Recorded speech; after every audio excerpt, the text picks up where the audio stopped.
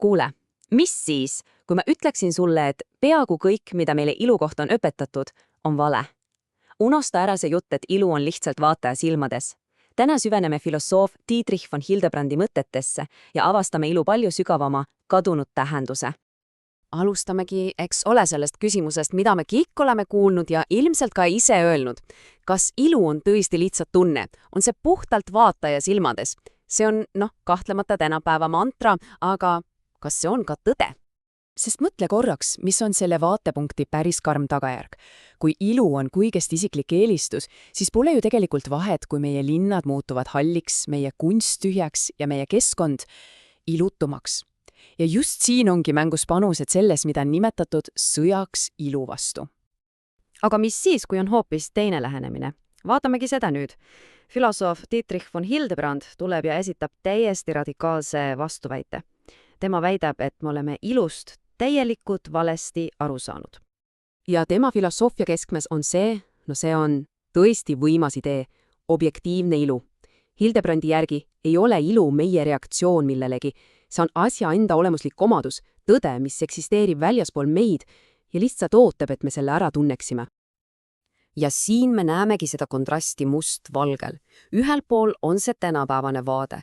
Ilu tekib meie peas, see sõltub meie reaktsioonist. Teisel pool on aga Hildebrandi argument.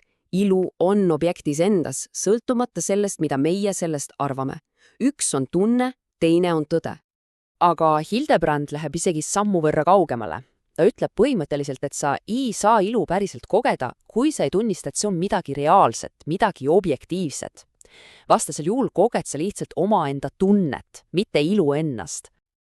Nüüd aga läheb asi veelgi huvitavamaks. Hildebrandi jaoks ei ole ilu mingi üks ja ainus lame kontseptsioon. On olemas erinevaid ilutasemeid, mis on hierarhiliselt järjestatud. Mõtle korraks, kas päikeseloojangu ilu on täpselt samasugune nagu heateo ilu? Nii, see jaotus on tegelikult päris põnev. Kõige madalamal esimesel astmel on see kõige lihtsam puhtalt meeleline ilu. Mõtle näiteks puhta värvi või heli nautimisele. Teisel astmel on juba midagi palju sügavamat. Kunsti ja muusika vaimne ilu, mis viitab millelegi kõrgemale. Ja siis seal tipus on metafüüsiline ilu. See on moraalse headuse nagu õigluse või puhtuse, kiirgus või aroom inimeses. See on see ilu, mida me tajume kellegi iseloomus. Niisiis, kui ilu on nii mitmetahuline, siis mis on selle vastand? Su esimene mõte on ilmselt koledus, eks? Aga Hildebrandi jaoks on asi keerulisem. On olemas spetsiifilisemad ja võib-olla isegi salakavalamad vastandid. Üks peamisi vaimse ilu vastandeid on proosalisus. Ja see ei ole otseselt kole, pigem on see lihtsalt hingetu.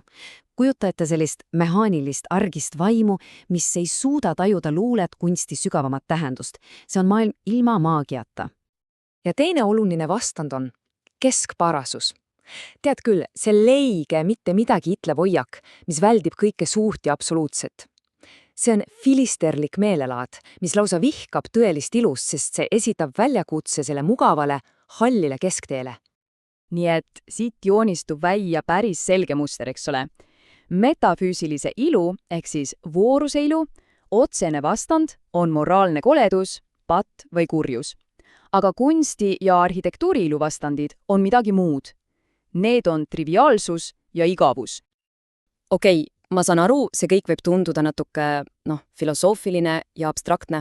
Aga nüüd jõuamegi asja tuumani, miks see kõik sinu ja minu igapäevaelus üldse oluline on.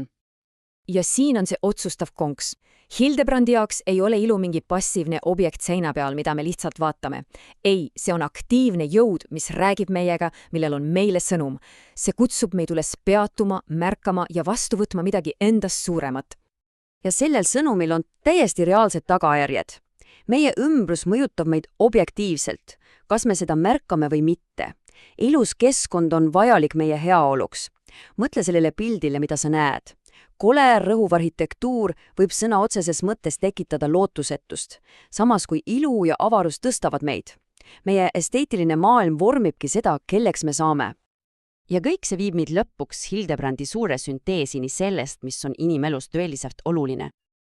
Lõppkokkuvõttes on Hildebrandi point see, et ilu, headus ja armastus, need ei ole mingid eraldiseisvad asjad.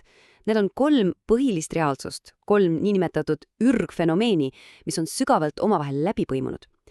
tõeline ilu on lahutamatu moraalsest heast ja armastusest. Nad on ühe ja sama kõrgema tõe erinevad näod. Ja lõpetamegi küsimusega, mis toob kogu selle filosoofia, otse sinu koju kätte. Kui on tõsi, et see, mis meid ümbritseb, meid objektiivselt formib, meie kodud, linnad, kunst, muusika, siis tasub korraks peatuda ja endalt küsida, mida minu maailm minus ehitab.